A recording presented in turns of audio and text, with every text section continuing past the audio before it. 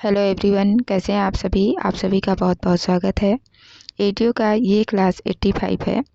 इसमें हम लोग आजीविका संबंधित योजनाओं का भारतीय कृषि और ग्रामीण अर्थव्यवस्था में इसकी भूमिका से बनने वाले प्रश्नों को देखेंगे।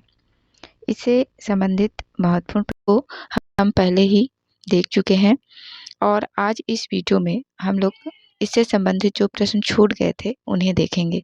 तो वीडियो को शुरू से लेकर लास्ट तक ज़रूर देखिएगा और यदि वीडियो अच्छा लगता है तो प्लीज़ इसे अपने दोस्तों के साथ शेयर, लाइक और जो नए लोग हैं पहली बार चैनल पर विजिट किए हैं तो प्लीज़ चैनल को सब्सक्राइब करिए। आपको जो है डेली एडीओ से रिलेटेड वीडियो मिलते रहेंगे। ठीक है, तो चलिए देखते हैं आज का प्रश्न। पहला प्रश्न है, एक ऐसी भू संपत्ति जहां बिक्री के लिए एक नकदी फसल उगाई जाती है उसे किस प्रकार की खेती कहा जाता है? ऑप्शन ए है बागवानी खेती, बी मिश्रित खेती, सी है झूम खेती और डी है उपरोक्त सभी। तो सही आंसर क्या हो जाएगा? Option number A. ऐसी खेती को क्या कहते हैं? बागवानी खेती। ठीक है, जहाँ पर जो है बिक्री के लिए नकदी फसल उगाई जाती है। ठीक है, ऑप्शन नंबर ए। देखते हैं अगला क्वेश्चन।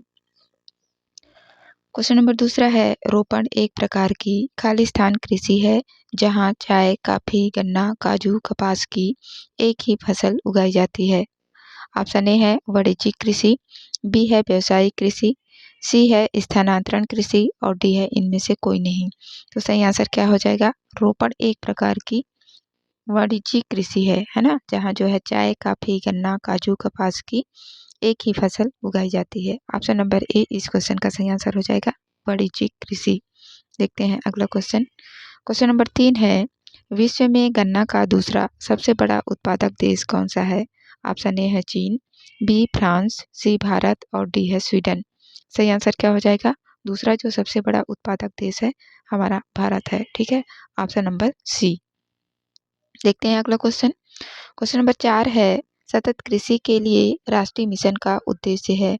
ऑप्शन ए है उपयुक्त मृदा एवं नमी संरक्षण उपायों के माध्यम से प्राकृतिक संसाधनों का संरक्षण करना, बी है कृषि को अधिक उत्पादक, टिकाऊ और लाभकारी बनाना, सी है प्रति बूंद अधिक फसल प्राप्त करने के लिए जल प्रबंधन के उपयोग को अनुकूलित करना और डी है उपरोक्त सभी।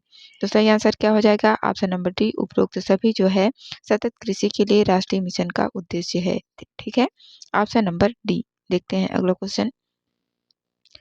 क्वेश्चन नंबर 5 है, प्रत्येक वस्तु इंतजार कर सकती है लेकिन कृषि नहीं, उपर्युक्त कथन का श्रेय दिया जाता है। ऑप्शन ए है जवाहरलाल नेहरू, बी महात्मा गांधी, सी जगजीवन राम और डी है इनमें से कोई नहीं।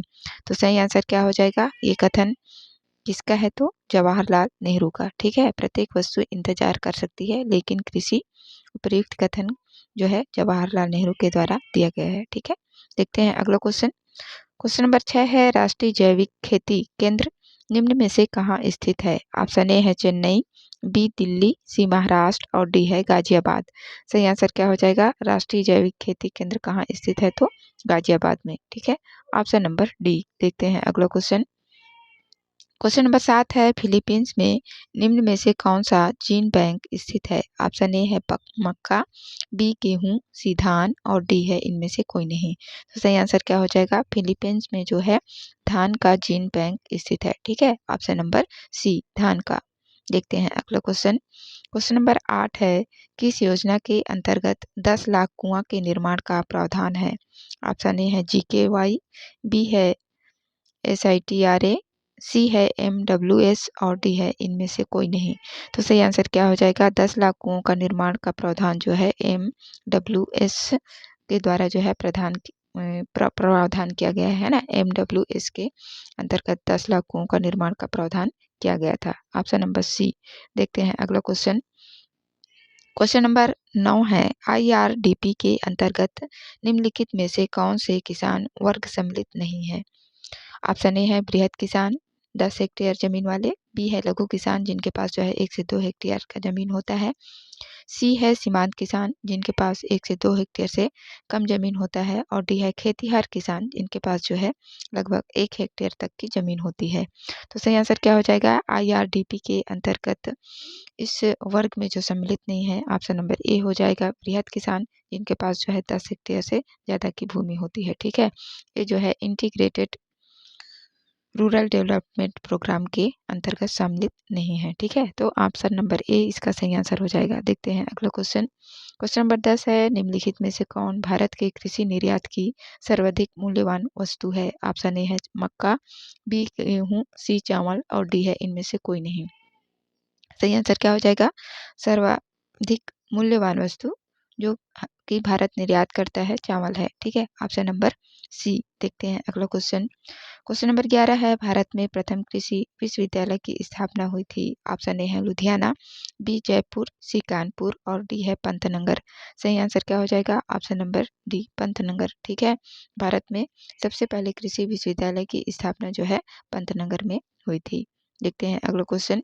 क्वेश्चन नंबर 12 है, 1950-51 में राष्ट्रीय आय में कृषि का योगदान कितने प्रतिशत था? ऑप्शन ए है 40%, बी है 50%, सी है 52% और डी है 60%। सही आंसर क्या हो जाएगा? Option number C 52%। ठीक है, 1950-51 में जो है राष्ट्रीय आय में कृषि का योगदान 52% था। ठीक है, ऑप्शन नंबर सी। देखते हैं अगला क्वेश्चन। क्वेश्चन नंबर 13 है, हरित क्रांति के जनक नॉर्मन बोरलॉग का संबंध है। ऑप्शन ए है Japan, B Germany, C America और डी है ब्रिटेन। तो सही आंसर क्या हो जाएगा? नॉर्मन बोरलॉग का संबंध किस देश से है? तो अमेरिका से। ठीक है, ऑप्शन नंबर सी। देखते हैं अगला क्वेश्चन। क्वेश्चन नंबर 14 है, किसान कॉल सेंटर में कौन सा नंबर डायल करके कृषि संबंधित जानकारी निःशुल्क प्राप्त की जा सकती है? ऑप्शन ए है 1551, बी है 1550, सी है 1000 और डी है इनमें से कोई नहीं। तो सही आंसर क्या हो जाएगा? किसान कॉल सेंटर में जो है 1551 नंबर डायल करके कृषि संबंधित जानकारी निःशुल्क प्राप्त की जा सकती है। ठीक है, 1551। देखते हैं अगला क्वेश्चन। क्वेश्चन नंबर 15 है, भारत में फसल बीमा योजना का शुभारंभ किया गया है। ऑप्शन ए है 1945 से, बी है 1980, सी है 1985 से और डी है 1988। तो सही आंसर क्या हो जाएगा? भारत में फसल बीमा योजना का शुभारंभ कब किया गया है? तो 1985 से। ठीक है, ऑप्शन नंबर सी। देखते हैं अगला क्वेश्चन। क्वेश्चन नंबर 16 है, भारत ने किसके उत्पादन में आत्मनिर्भरता प्राप्त कर ली है? ऑप्शन ए है पेट्रोलियम, बी खाद्यान्न, सी उर्वरक और डी है इनमें से कोई नहीं। सही आंसर क्या हो जाएगा? भारत ने किसके उत्पादन में आत्मनिर्भरता प्राप्त कर ली है? तो खाद्यान्न की। ठीक है, ऑप्शन नंबर बी। देखते हैं अगला क्वेश्चन। क्वेश्चन नंबर 17 है, कृषि उपज के लिए न्यूनतम समर्थन मूल्य की घोषणा की जाती है। ऑप्शन ए है नीति आयोग, बी भारतीय खाद्य निगम, सी कृषि लागत एवं मूल्य और डी है इनमें से कोई नहीं। तो सही आंसर क्या हो जाएगा? कृषि उपज के लिए जो है न्यूनतम समर्थन मूल्य की घोषणा कृषि लागत एवं मूल्य के द्वारा की जाती है। ठीक है, ऑप्शन नंबर सी। दोस्तों, यदि आपको वीडियो पसंद आ रहा है, आपको लगता है कि मेरा ये छोटा सा प्रयास आपके एग्जाम में हेल्पफुल हो सकता है, तो प्लीज़ वीडियो को लाइक और ज़्यादा से ज़्यादा अपने दोस्तों के साथ शेयर करिए। और जो नए लोग हैं, प्लीज़ चैनल को सब्सक्राइब कर लीजिए। आपको जो है रोज़ एडियो से रिलेटेड वीडियो मिलते रहेंगे। ठीक है, देखते हैं अगला क्वेश्चन। क्वेश्चन नंबर 18 है, जूट, कपास, गन्ना, तंबाकू किस फसल के अंतर्गत आते हैं? ऑप्शन ए है खरीफ फसल, बी है रबी फसल, सी है जायद फसल और डी है नकदी फसल। तो सही आंसर क्या होगा? ऑप्शन नंबर डी नकदी फसल। ठीक है, ये सभी फसल जो है नकदी फसल के अंतर्गत आते हैं, जूट, कपास, गन्ना, तंबाकू। ठीक है, देखते हैं अगला क्वेश्चन। क्वेश्चन नंबर 19 है, राष्ट्रीय केंद्रीय रेशम शोध प्रशिक्षण केंद्र कहाँ स्थित है? ऑप्शन ए है उत्तराखंड, बी मैसूर, सी पंजाब और डी है इनमें से कोई नहीं। तो सही आंसर क्या हो जाएगा? मैसूर में। ठीक है, केंद्रीय रेशम शोध प्रशिक्षण केंद्र जो है मैसूर में स्थित है। देखते हैं अगला क्वेश्चन। क्वेश्चन नंबर 20 है, किस राज्य को मसालों का बागान कहते हैं? ऑप्शन ए है पंजाब, बी गुजरात, सी केरल और डी है इनमें से कोई नहीं। सही आंसर क्या हो जाएगा? ऑप्शन नंबर सी केरल को, है ना, मसालों का बागान केरल को कहते हैं। देखते हैं अगला क्वेश्चन। क्वेश्चन नंबर 21 है, कपास का जन्म स्थान किस देश को माना जाता है? ऑप्शन ए है भारत, बी जापान, सी रूस और डी है इनमें से कोई नहीं। सही आंसर क्या हो जाएगा? कपास का जन्म स्थान भारत को माना जाता है। ठीक है, ऑप्शन नंबर ए। देखते हैं अगला क्वेश्चन। क्वेश्चन नंबर 22 है राष्ट्रीय कृषि बीमा योजना कब लाया गया? ऑप्शन ए है 1999 2000 में, बी है 2001 2002 में, सी है 2003-4 में और डी है 2005-6 में। तो सही आंसर क्या हो जाएगा? राष्ट्रीय कृषि बीमा योजना जो है 1999 2000 में लाया गया था। ठीक है, ऑप्शन नंबर ए 1999 2000 में। देखते हैं अगला क्वेश्चन। क्वेश्चन नंबर 23 है गोल्डन धान में कौन से विटामिन पाया जाता है? ऑप्शन ए है विटामिन सी, बी है विटामिन ए, सी है विटामिन डी और डी है इनमें से कोई नहीं। तो सही आंसर क्या हो जाएगा? गोल्डन धान में जो है विटामिन ए पाया जाता है। ठीक है, ऑप्शन नंबर बी। देखते हैं अगला क्वेश्चन। क्वेश्चन नंबर 24 है छत्तीसगढ़ राज्य में कितना प्रतिशत जनसंख्या का जीवन यापन कृषि पर निर्भर करती है? ऑप्शन ए है 60%, बी है 50%, सी है 70% और डी है 80%। सही आंसर क्या हो जाएगा? ऑप्शन नंबर डी 80% जनसंख्या जो है छत्तीसगढ़ का कृषि पर निर्भर है। ठीक है, ऑप्शन नंबर डी। देखते हैं अगला क्वेश्चन। क्वेश्चन नंबर 25 है विश्व का कितने प्रतिशत कॉफी उत्पादन भारत में होता है? ऑप्शन ए है 3%, बी है 2%, सी है 4% और डी है इनमें से कोई नहीं। सही आंसर क्या हो जाएगा? भारत में जो है 2% कॉफी विश्व का है ना, विश्व का 2% कॉफी अपने भारत में उत्पादित होता है। देखते हैं अगला क्वेश्चन। क्वेश्चन नंबर 26 है राष्ट्रीय मृदा स्थिति और उर्वरता प्रबंधन परियोजना कब आया था? ऑप्शन ए है 2006-7, बी है 2004-5, सी है 2008-9 और डी है 2009-10। सही आंसर क्या हो जाएगा? ऑप्शन नंबर सी 2008-9 में जो है राष्ट्रीय मृदा स्थिति और उर्वरता प्रबंधन परियोजना आया था। ठीक है, option number C, option number C 2008-9 में। देखते हैं अगला क्वेश्चन। क्वेश्चन नंबर 27 है जीरो टिल बीज एवं उर्वरक ड्रिल विकसित किया गया है। ऑप्शन ए है IARI नई दिल्ली, बी है IISR लखनऊ, सी है PAU लुधियाना और डी है GB पंत कृषि एवं प्रौद्योगिकी विश्वविद्यालय पंतनगर। तो सही आंसर क्या हो जाएगा? जीरो टिल बीज एवं उर्वरक ड्रिल जिस संस्था के द्वारा विकसित किया गया है वो है option number D GB Pant कृषि एवं प्रौद्योगिकी विश्वविद्यालय पंतनगर के द्वारा। ठीक है, ऑप्शन नंबर डी। देखते हैं अगला क्वेश्चन। क्वेश्चन नंबर 28 है भारत में द्वितीय हरित क्रांति के संबंध में निम्नलिखित में से क्या सही है?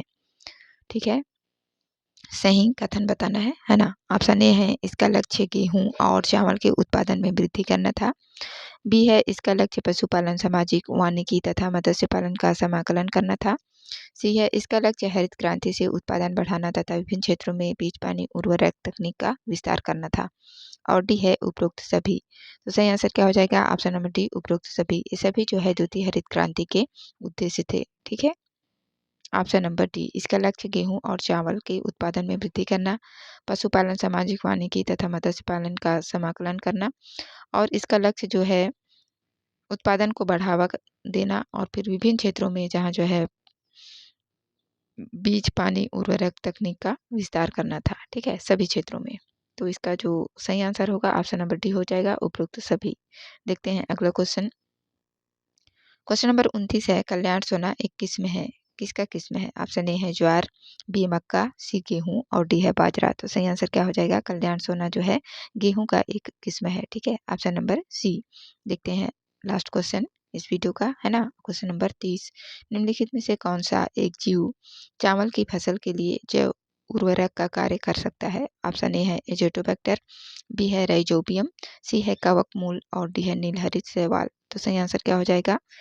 उर्वरक के रूप में जो कार्य कर सकता है ऑप्शन नंबर डी नीलहरित शैवाल। ठीक है, ये जो है चावल की फसल के लिए जैव उर्वरक के कार्य कर सकती है। ठीक है, नीलहरित शैवाल ऑप्शन नंबर डी।